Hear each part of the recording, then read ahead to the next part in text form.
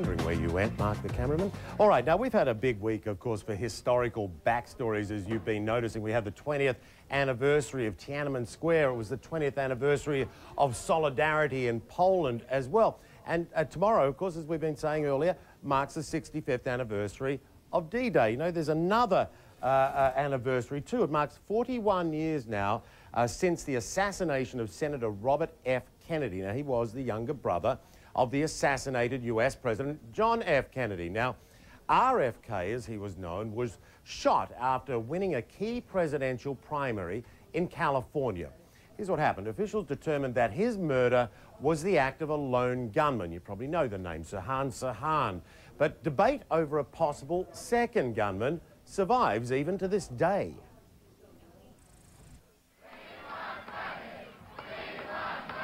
June 5th, 1968, the Ambassador Hotel in Los Angeles. My thanks to all of you, and now it's on to Chicago, and let's win there. Thank you very much. Victory in California's presidential primary.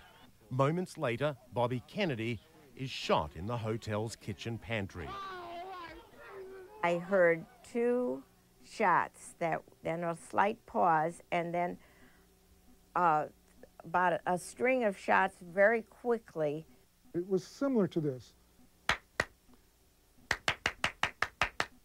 5 shooting victims survive. Senator Kennedy, the most seriously wounded, dies the next day.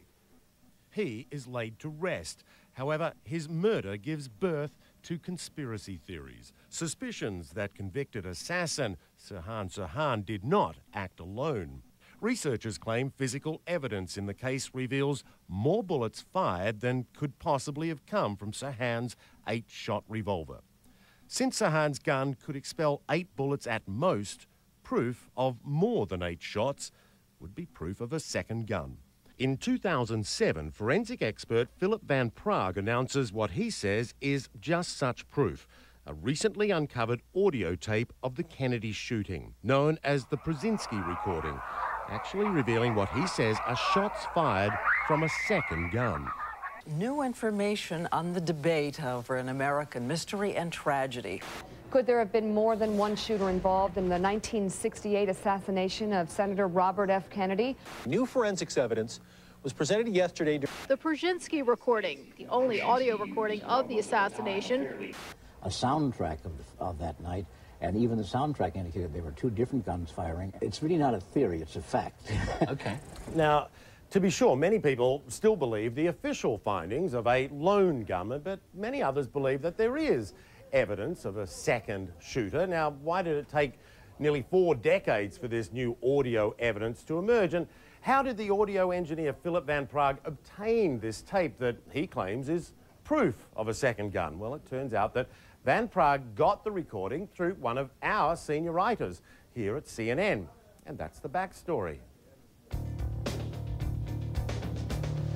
The Pruszynski recording was uncovered on May 31st, I believe, of 2004 by an American journalist, Brad Johnson, who's a senior news writer with CNN International in Atlanta. This was a recording that I had accessed from the California State Archives. All right, so you've got the tape. What did you glean from that? When I listened to it, the recording featured Senator Kennedy's victory speech. After that, it also had various ambient sounds from the hotel, some of which I recognized from other recordings I'd heard researching the case. Suddenly, I heard something that was not on the other recordings, followed by a woman's scream.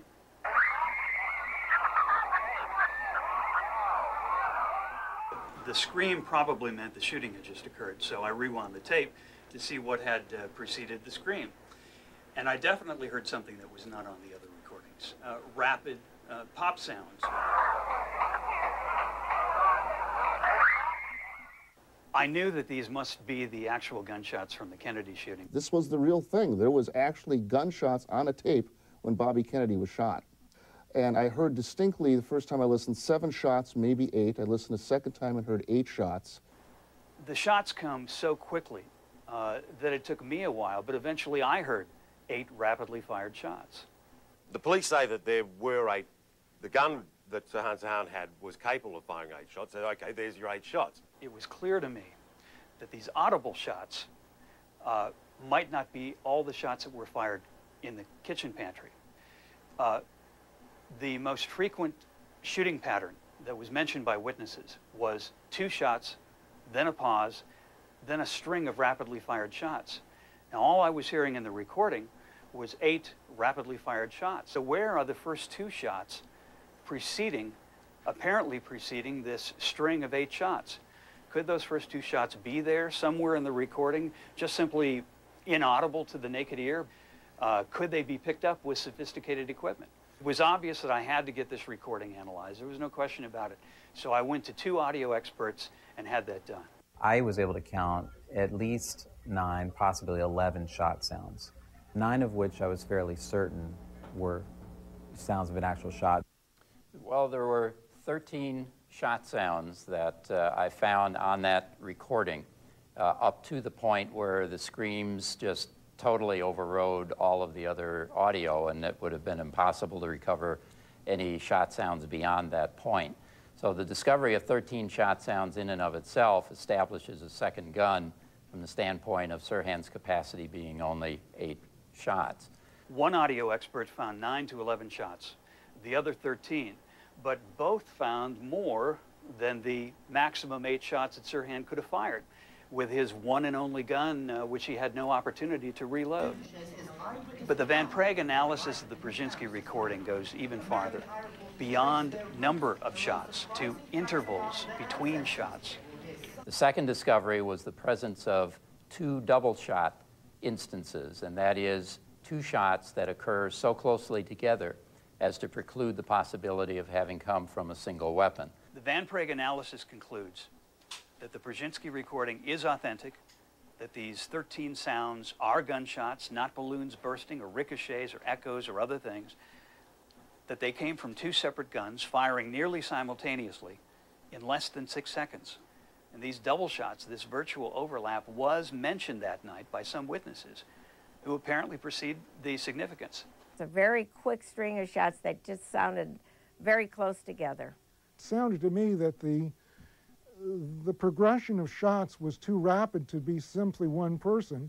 But they all went off with a staccato burst, and it was almost like rapid fire. The guy must have just squeezed them off as fast as he possibly could. And if there were 2 people, that would account for the seemingly sequence of shots. It's very clear that there were witnesses that suspected that there was a second gunman in the room, the very thing that the Pruszynski recording now confirms. The discovery of the Pruszynski tape recording is the most significant event in the investigation of Robert Kennedy murder, and I believe will break the case. You know, at the end there, you were hearing the voice of Paul Schrade speaking. He was actually a friend of Bobby Kennedy's and was also shot that night 41 years ago. Now, due in large part to the evidence in that Pruszynski recording, Schrade and a team of lawyers are putting pressure on, pushing for a new official investigation into the R.F.K. Shooting. Should be interesting to follow that. Well, tell us what you think about all of that. Get involved. Should they reinvestigate this case? What do you think about it? Conspiracy theory, something in it? Drop us a line. The team's Twitter name is at BackStory. Mine is @HomeCNN. You can also go on Facebook. Pretty active there during the day. Just look for BackStory and you'll find us. And we send out a note every day so you can get the backstory of BackStory as well. Yeah, before